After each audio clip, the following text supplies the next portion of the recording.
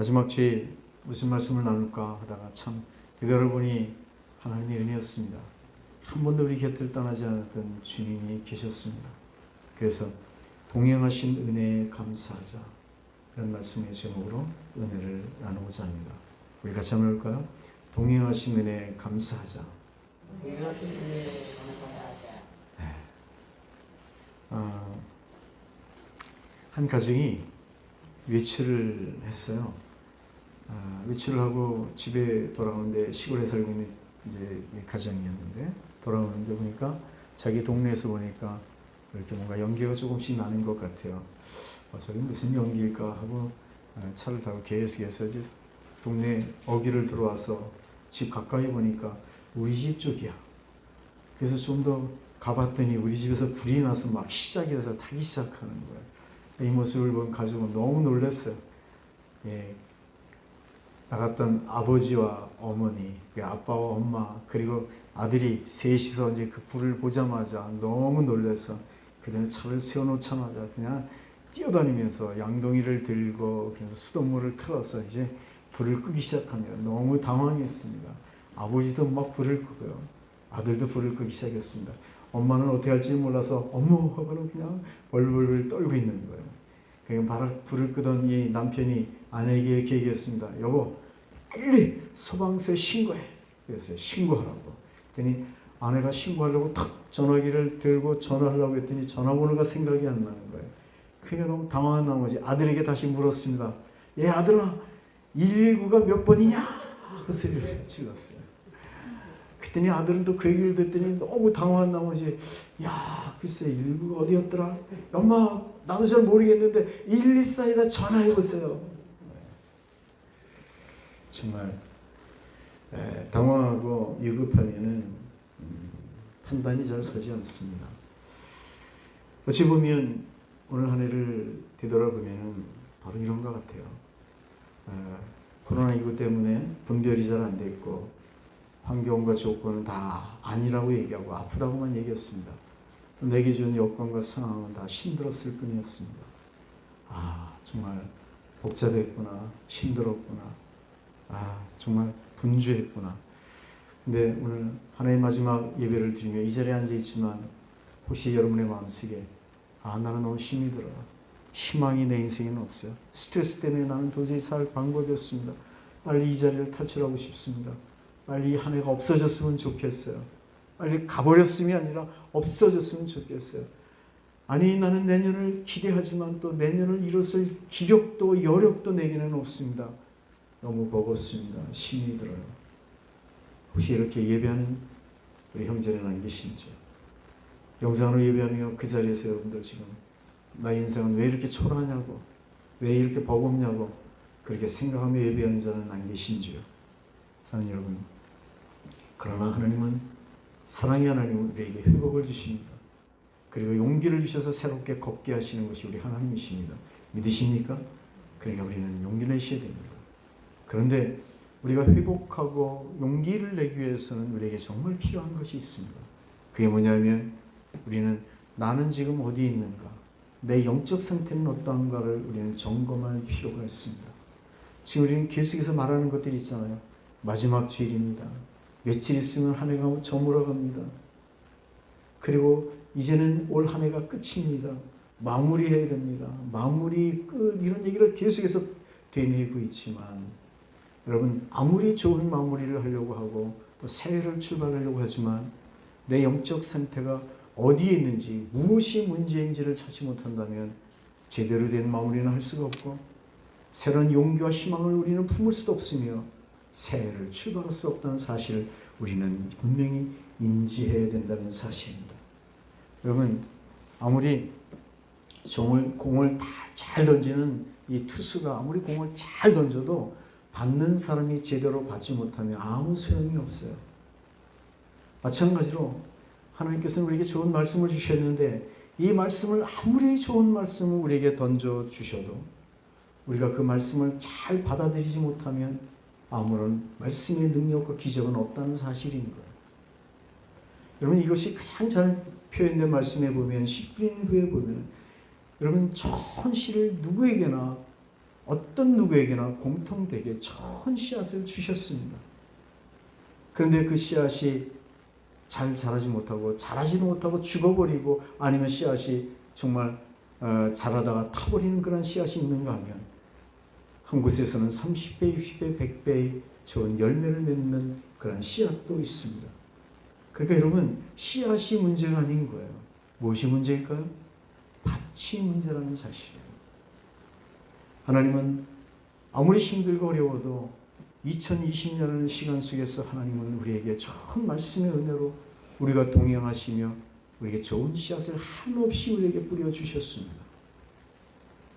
고통도 은혜라고 하듯이 거기서 견디게 하며 깨닫게 하셨으면서 또 어떤 때는 때로는 좋은 것을 주시며 웃음을 주시며 다양성 속에서 하나님께서는 우리에게 좋은 씨앗을 많고 우리에게 뿌려주셨습니다.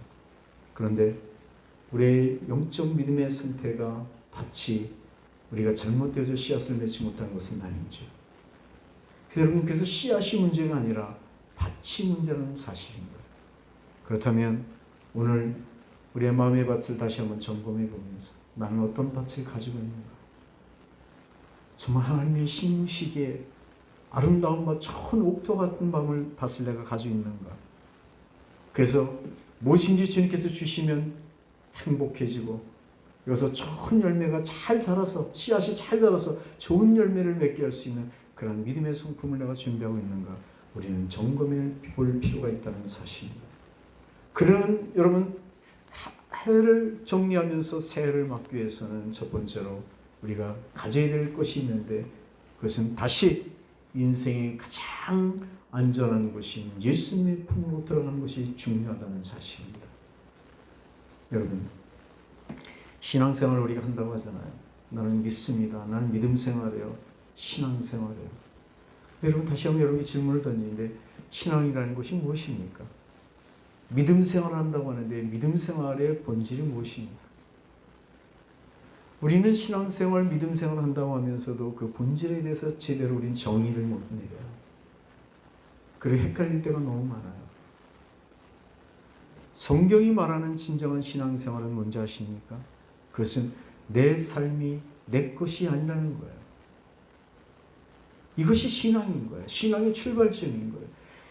내 삶이 내 것이 아니며 나의 주인은 하나님이시고 내 인생의 진정한 주권자는 하나님이십니다.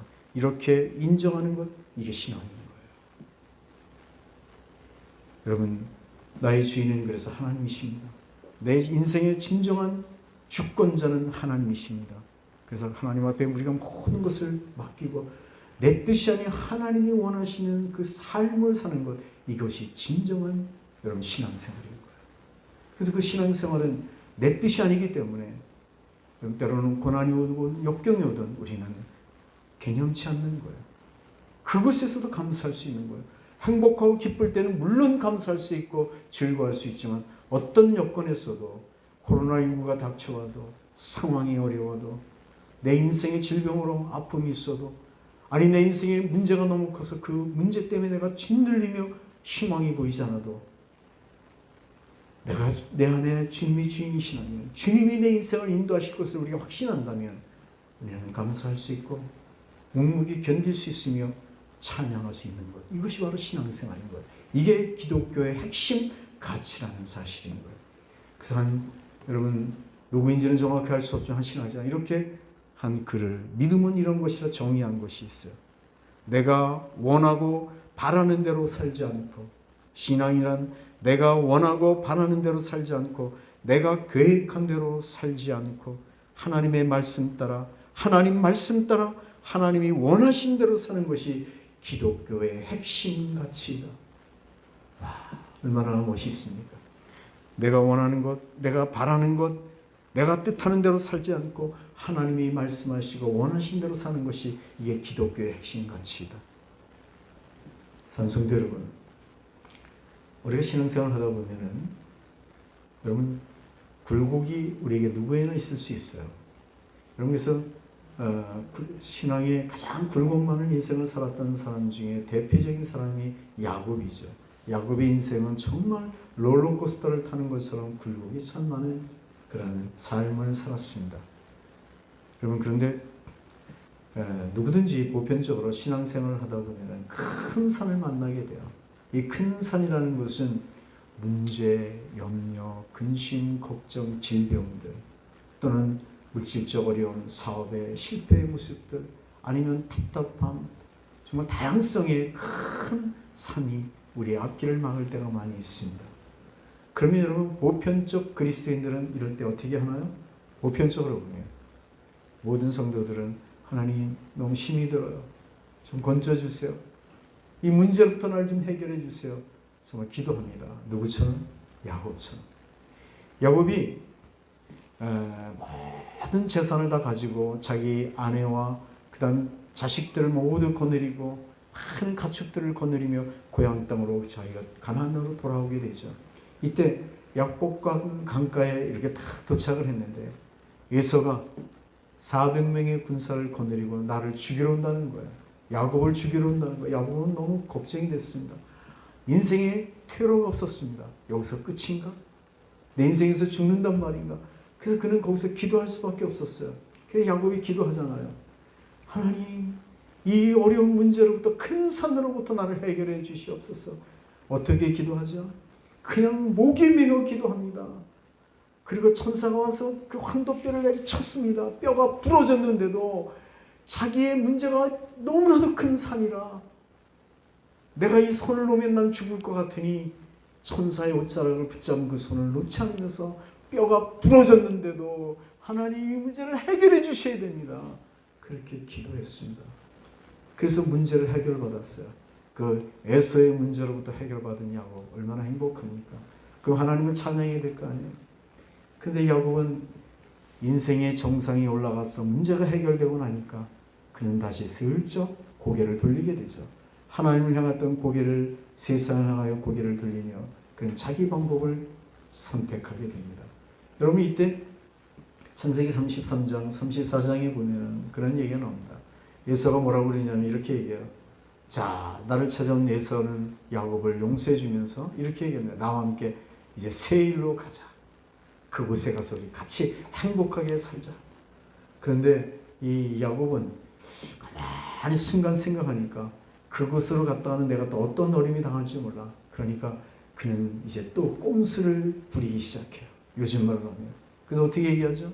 형님, 먼저 돌아가십시오. 제가 곧 따라가겠습니다. 그렇게만 하고는, 그러니까 잘 생각해 보니까 그래 가면 절대로 안 될 것 같아.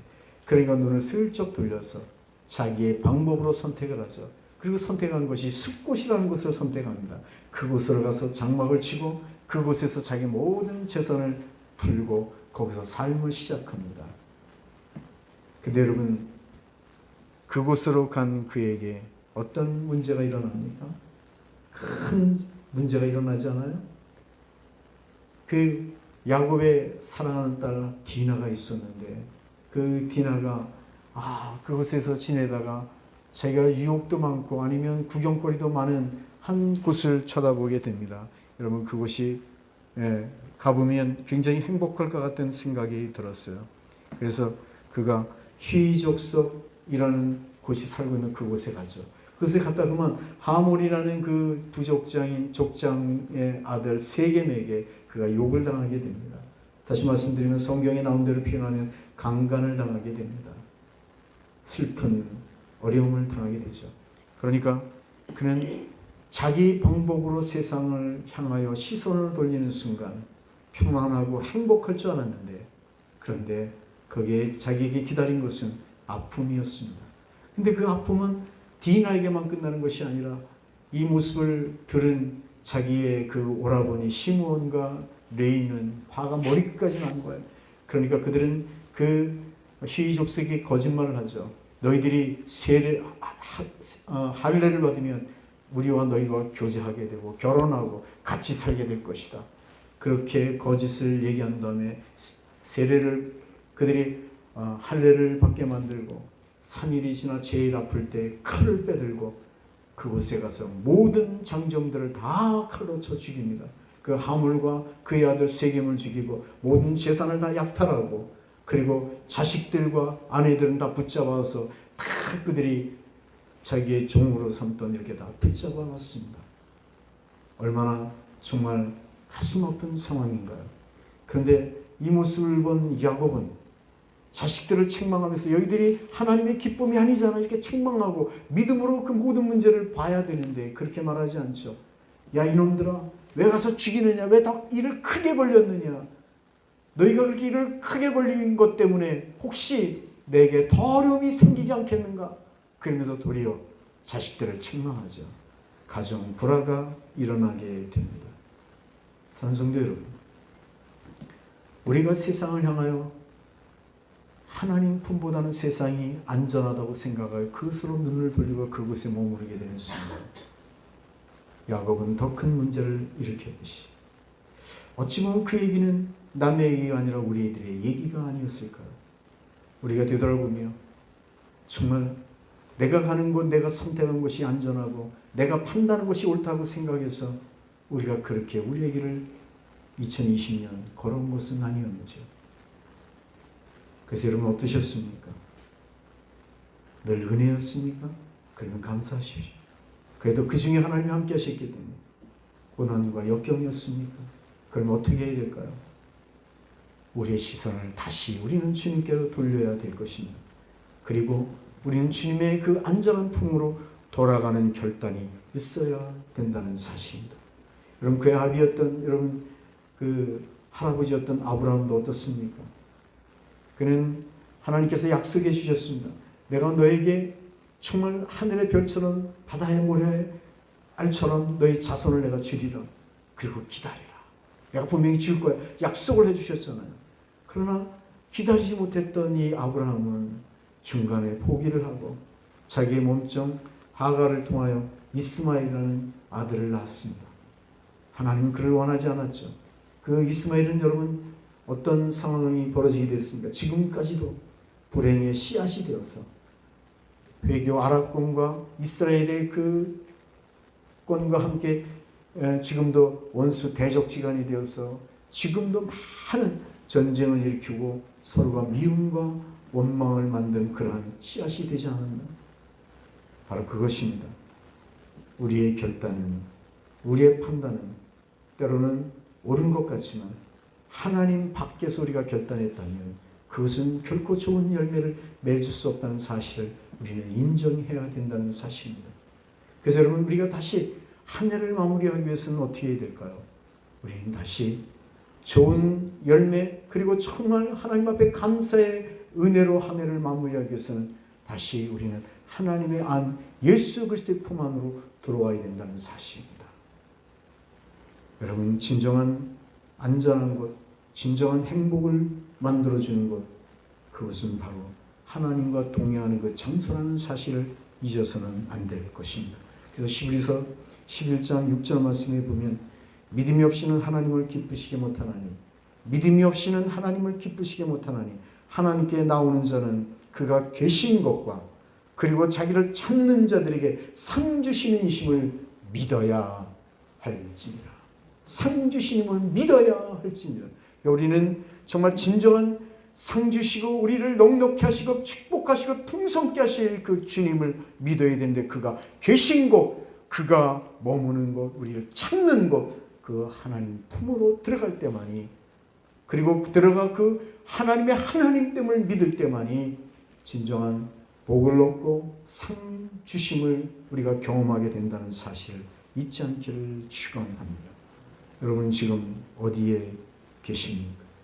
세상은 지금도 계속해서 뉴스를 틀면 코로나19로 세상이 온통 정말 어수선합니다. 분주합니다. 그리고 그 여파로 온 세상의 경제활동이 그렇게 힘들다고 얘기합니다. 맞습니다. 인정합니다. 그렇다고 해서 여러분 우리가 그 어려운 환경과 조건을 보면서 우리가 정말 주저앉아야하며 힘들다고 노래해야 될까요? 크리스찬의 삶은 달라져야 되지 않을까요?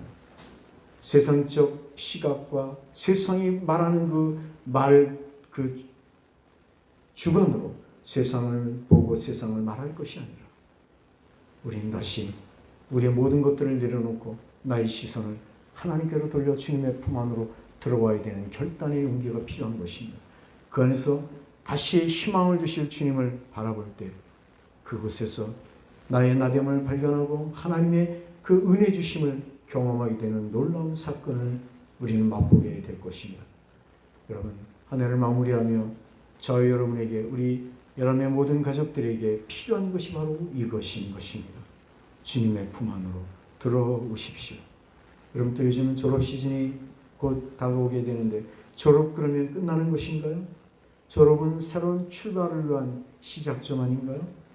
마찬가지로 2020년 오늘이 마지막 주라서 모든 것이 끝나는 것이 아니라 새로운 출발을 위한 시작점이라는 사실을 우리가 인정한다면 주님의 품 안에 들어와 하나님의 시간으로 주님과 함께 발걸음을 내딜 수 있는 용기 있는 믿음의 자리에서는 복된 그리스도인 되기를 축원합니다. 두 번째로 우리가 정말 다시 한번 새해를 잘 마무리하고 한 해를 마무리하고 새해를 정말 힘차게 출발하기 위해서는 여러분 정말 필요한 것이 있습니다. 그것은 뭐냐면 다시 한번 우린 지나온 날들 동안 하나님이 동행하셨고 하나님이 내 인생을 간섭하셨음을 기억하고 감사하는 신앙을 회복해야 된다는 것입니다. 기억하고 감사해야 되는 것입니다. 이건 너무나도 중요한 것입니다. 여러분, 오늘 우리가 성경은 본문을 봤는데 역대상 16장 이 34절부터 마지막 절 말씀은 여러분 다윗에 관한 이야기입니다. 우리가 이 부분이 안 읽었지만 앞부분에 보면 이런 내용입니다. 이제 이스라엘 백성들이 하나님의 언약궤 때문에 늘 괴로웠습니다. 하나님의 언약궤가 다윗은 늘 이것이 예루살렘 성전 안에 있기를 원했는데 그 예루살렘이 있어서 모든 이스라엘 백성들의 주인이 되어지고 이 언약궤를 볼 때마다 용기를 얻고 하나님을 기억했으면 좋겠는데 지금 언약궤가 예루살렘이 없는 거예요. 그런데 그렇게 고대하던 이 언약궤가 드디어 예루살렘에 도착을 했습니다. 다윗은 얼마나 기쁠까요? 그래서 예루살렘에 도착한 이 언약궤를 보면서 이 다윗은 번제를 드렸고 화목제를 드렸습니다. 그 하나님께 찬양을 했습니다. 이 방치된 언약궤가 이제는 제대로 위치해 오니 너무너무 행복한 이 다윗은 춤을 추고 노래했습니다. 제사를 드렸습니다. 그러면서 오늘 34절 말씀처럼 여호와께 감사하라. 그는 선하시며 그 인자심이 영원하미로다. 여호와께 감사하라. 나는 감사한데 우리 모두가 감사하자. 그러면서 하나님을 찬양했습니다. 그리고 찬양으로 끝난 것이 아니라 35절에 보면 너희는 이르기를 우리 구원의 하나님이여 우리를 구원하여 만국 가운데 건지시고 모사 우리를 주의 거룩한 이름으로 감사하며 주의 영광을 드높게 하소서. 다시 말씀드려 짧게 해석하면 우리를 구원하신 이 모든 하나님께 우리를 정말 새롭게 하실 우리에게 소망을 주실 이 하나님께 감사합니다. 구원의 하나님을 찬양했다는 사실입니다. 바로 이것입니다. 자기에게 주어진 하나님께서 이루신 것을 간섭하신 것을 감사하며 찬양했던 이 다윗처럼 산성도 여러분, 그동안 우리의 인생길에 먹이시고 입히시고 치료하시고 인도하셨던 이런 모든 것들에 대해서 우리가 기억하고 감사를 잊지 않는 오늘이 되어야 될 줄로 믿습니다. 여러분, 이것을 기억하지 못하면 여러분 하나님의 은혜를 기억하지 못하고 하나님의 간섭함을 우리가 기억하지 못하면 하나님은 마음이 아프시는 거예요. 기억하지는 못하는 그에게 감사하지 못하는 그를 하나님은 사랑할 수가 없는 거예요. 새로운 사역을 그에게 맡길 수가 없다는 사실입니다. 고난 중에 요셉의 길을 형통의 길로 인도하신 것처럼 고난 중에 여기까지 형통의 길을 인도하신 하나님께 감사하십시오. 그리고 여러분 정말 더 감사한 것은 나를 위해서 죽기까지 사랑하신 십자가의 그 사랑을 감사하며 하나님 감사합니다. 감사하지 못할 것이 내 인생에는 없습니다. 그런 믿음의 고백으로 정말 열심히 여러분 어디서나 이루하실 그 하나님을 마음의 중심에 모시고 그 하나님과 동행하는 멋진 삶이 여러분 우리들의 인생의 길, 믿음의 길이 되어야 될 줄로 믿습니다. 사랑하는 여러분, 고난은 유익이잖아요. 우리에게 그렇게 말씀하셨는데 우리는 오늘도 이렇게 얘기합니다. 고난은 내게 정말 아픔이었습니다. 여러분 이렇게만 끝난다면 이렇게 인생을 2020년을 마무리한다면 정말 가슴 아픈 일이죠. 여러분 고난은 유익입니다. 고난 속에서 주님은 분명한 메시지를 주셨습니다. 그리고 그 메시지를 잘 깨닫고 그 메시지를 삶에 잘 적용하게 될 때 더 풍성한 30배, 60배의 열매는 분명히 맺어지게 될 것입니다. 그럼 우리가 잘 아는 베토벤이 그 운명교향곡 멋진 곡을 그가 만들 때 그의 몸의 상태는, 여러분 요즘 말로 하면 한 의사가 그 베토벤을 연구하면서 그의 몸의 상태를 분석해 봤더니 그때 그는 간경화 환자였다고 얘기를 합니다. 근데 그 간경화가 더 진행이 돼가지고 간암이 된 상태라고 말합니다. 근데 그렇게 괴롭고 힘든 그때 만들어진 위대한 이 베토벤의 교향곡, 사랑 여러분, 고난이 우리 앞길을 막고 고난은 우리의 생각을 막고 영혼을 막는 것이 아니라 그곳에 영이 열리고 살아계신 하나님의 품 안으로 들어가 하나님의 은혜를 우리가 기억하며 간섭하심을 우리가 믿고 주님 앞에 감사하게 되며 주님과 동행하게 되는 그 믿음의 발걸음을 우리가 옮겨질 때에는 베토벤처럼만이 아니라 우리 인생에서도 가장 화려하고 가장 멋지고 가장 감사할 수 있는 그런 축복의 열매가 맺어지는 기적을 창조하게 될 수 있다는 사실입니다. 믿으십시오. 믿으십니까? 사랑하는 성도 여러분, 그래서 우리는 늘 기억해야 됩니다. 하나님 안에 될 것입니다. 나에게 함께 하신 주님을 찬양합니다. 지금 내 상황이 이래도 주님은 함께 하실 것입니다. 하나님 내게 간증을 주시옵소서. 그런데 여러분 정말 주님 앞에 씨름하는 고난의 자리에서 다시 야곱의 자리로 들어가 야곱이 그 약복강 강가에서 기도했던 것처럼 우리가 그 기도의 자리가 오늘 필요하다는 사실입니다. 주여, 주의 은혜 없이는 나는 앞으로 전진할 수가 없습니다. 살 수도 없습니다. 방법이 없습니다. 도와주시옵소서. 이런 기도로 하나님을 마무리하십시오. 그리고 그 하나님 그렇게 기도하며 주님의 붙잡은 손을 놓지 않을 때 이스라엘의 축복을 주셨듯이 우리에게 넘치는 하나님의 축복을 주실 것입니다. 그 은혜를 덧입을 때만이 2021년 새해를 우리는 힘있게 발걸음을 내딜 수 있다는 사실입니다. 마지막으로 여러분, 어떻게 우리가 한 해를 마무리해야 될까요? 그리고 한 해를 어떻게 우리가 새해를 출발해야 될까요? 그러기 위해서는 우리가 깨달아야 될 것이 있는데, 여러분, 마무리라는 단어는 멈춤이 아니라는 사실입니다. 마무리는 과정이라는 거예요. 새로운 출발을 위하여 잘 준비하는 것이 마무리라는 개념인 거예요. 마무리는 멈춤이 아닙니다. 2020년 마지막 주간에 주일날 우리가 이렇게 오늘 예배하며 여기서 모든 것이 끝입니다. 이것이 아니라 하나님 감사합니다. 다시 주님의 품 안으로 나를 들여보냅니다. 그리고 새해를 주님이 주신 은혜로 계획하기를 소망합니다. 이것이 예배자로서 오늘 예배드리는 여러분의 고백이 되어야 된다는 사실입니다. 여러분, 예수님께서는 예수님의 제자들에게 큰 일을 하실 때 주님은 마가복음 8장에 보면은 예수님은 제자들에게 먼저 위대한 사역을 보여주시고 그리고 위대한 사역을 열기 전에 먼저 질문을 던지셨습니다. 두 가지의 질문을 던집니다. 아니 다시 말하면 두 번의 질문을 던지십니다. 첫 번째 질문은 뭐냐 하면 예수님이 가는 곳마다 수많은 사람들이 따라다녔습니다. 왜냐하면 예수님이 가는 곳마다 병자를 고쳐주고 절망하는 자에게 희망을 주고 아픈 자를 위로해 주시고 상처 입은 자를 싸매 주셨고 정말 소망이 없는 자에게 소망을 주셨던 그 은혜를 수많은 사람들이 경험한 사람이나 경험하기를 원하는 사람이나 수많은 무리들은 또 그것을 보기 위하여 예수님을 쫓아다녔습니다. 그런데 누구나 다 쫓아다니는 사람이 예수님을 하나님의 아들이라고 메시아라고 믿는 사람은 그렇게 많지 않았습니다. 그래서 예수님의 첫 번째 질문을 던집니다. 사람들은 나를 누구라 하느냐? 라는 질문입니다. 수많은 무리가 있는데 저들은 나를 누구라고 하느냐? 라는 질문인 거예요. 어떻게 보면 안타깝고 가슴 아픈 질문인 거죠. 나를 수많은 사람들이 이 시대에도 수많은 사람들은 예수를 쫓고 있습니다. 근데 그들은 나를 누구라고 사느냐? 나를 누구라고 생각하느냐? 나를 누구라고 믿느냐? 이 말인 거 아니에요? 거기에 대한 질문의 대답은 무엇이었죠? 제자들은 이렇게 얘기하죠. 세례 요한이라고 하기도 합니다. 엘리야라고도 얘기합니다. 아니 선한 선지자라고도 생각합니다. 맞죠? 깨달지 못하고 믿음 없는 자들은 그냥 세상의 위인처럼 생각하는 거예요. 이 이야기를 들은 예수님은 마음이 답답하셨겠죠? 아프셨겠죠? 그래서 제자들을 향하여 다시 두 번째 질문을 던집니다.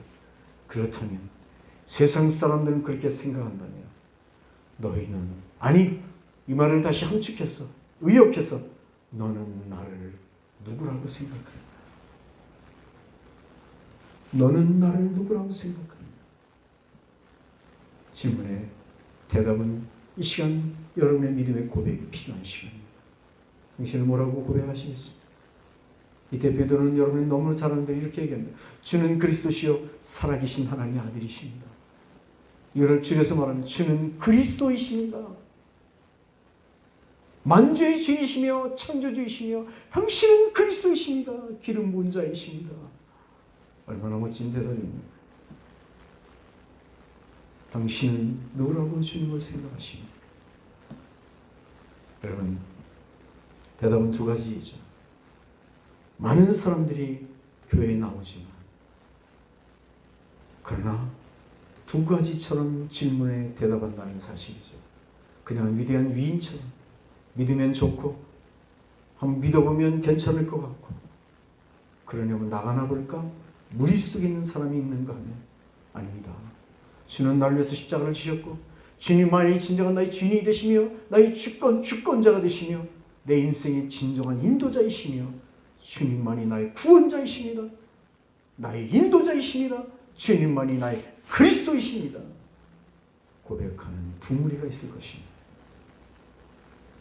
오늘 동일하게 이 자리에 앉아있는 자나 예배하는 자나 세상의 수많은 무리들이 두 가지 속에 들어가게 될 것입니다. 사랑하는 성도 여러분, 우리가 정말 진정한 한 해를 아름답게 마무리하고 그리고 정말 진정한 믿음의 사람, 진정한 그리스도의 제자의 삶을 다시 한번 열어가기 위해서는 진정한 믿음의 고백이 필요합니다. 결단이 필요합니다. 주님은 나의 주인이십니다. 그러니 내가 주님 때문에 고난을 당해도 좋습니다. 주님 때문에 내가 아파도 좋습니다. 주님 때문에 내 생명이 끊어진다 해도 나는 괜찮습니다. 주님을 위하여 사는 것 때문에 내게 질병이 찾아오든 물질의 어려움이 오든 삶에 막힘이 있든 어려움이 있든 주님, 나는 개념치 않겠습니다. 왜냐하면 내 인생의 주님은 나의 인생의 주인이시며 내 인생의 진정한 주권자는 당신이시기 때문에 주님 뜻대로 나를 써주시옵기를 간절히 소망할 뿐입니다. 이렇게 고백하는 신앙, 이렇게 한 해를 믿음으로 마무리하는 사람, 새해를 준비하는 사람이 되어야 되지 않을까요? 사랑하는 주님, 우리 사랑하는 성도 여러분, 이런 믿음을 고백하고 이러한 믿음을 가진 자에게 주시는 하나님의 위대한 비밀의 말씀이 있습니다. 우리가 여러분 마가복음 8장 이 이야기를 들을 때마다 주는 그리스도시여 살아계신 하나님의 아들이십니다. 이 정도로만 듣고 우리가 끝내고 나도 그런 신앙의 고백을 하기를 원합니다. 이렇게만 우리가 말하는 그렇게 신앙을 여러분 마무리하는 사람들이 너무 많이 있는데 사실은 그 다음에 말씀이 너무너무 중요한 말씀이 있습니다. 그렇게 믿음을 고백한 후에 예수님께서 이렇게 말씀하십니다. 사흘 만에 내가 다시 살아나야겠고 비로소 사흘 만에 내가 너에게 다시 살아나야 될 것이라 라고 가르치십니다. 이 말씀을 다시 말씀드리면 부활을 가르쳐 주셨다는 말씀입니다.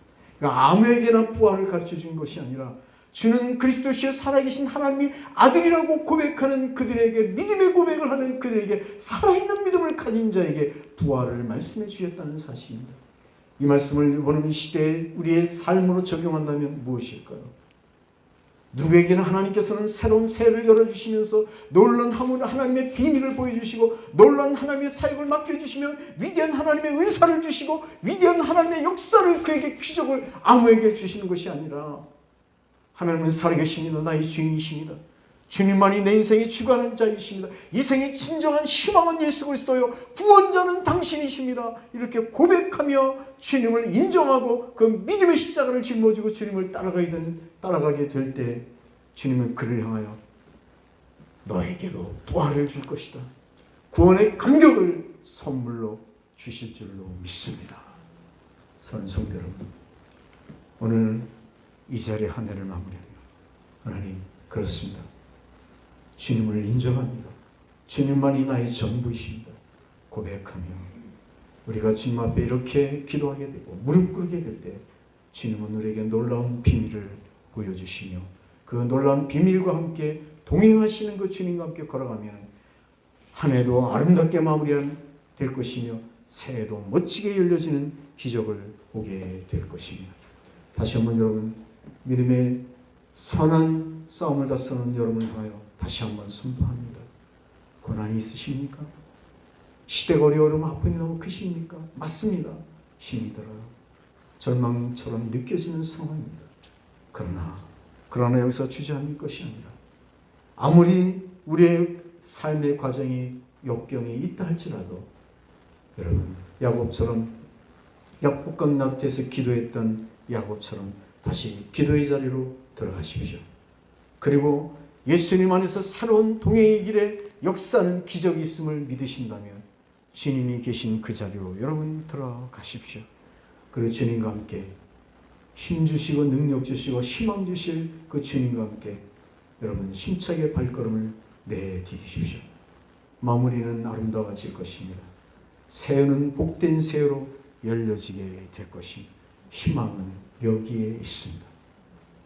사랑하는 성도 여러분, 한 해를 잘 견디신 여러분, 예배하시는 여러분, 한 해를 힘들어도 견뎌내신 여러분, 여러분들을 정말 축복합니다.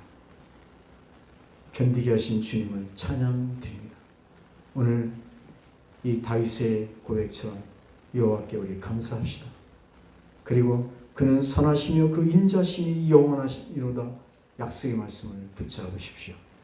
주님과 함께 임마누엘 하나님, 동행하실 그 하나님을 굳게 붙잡고 주님, 주 안에서 이루어지는 되어지는 인생 되게 하여 주시옵소서 고백하며 나아가는 교회 성도 되기를 축원합니다.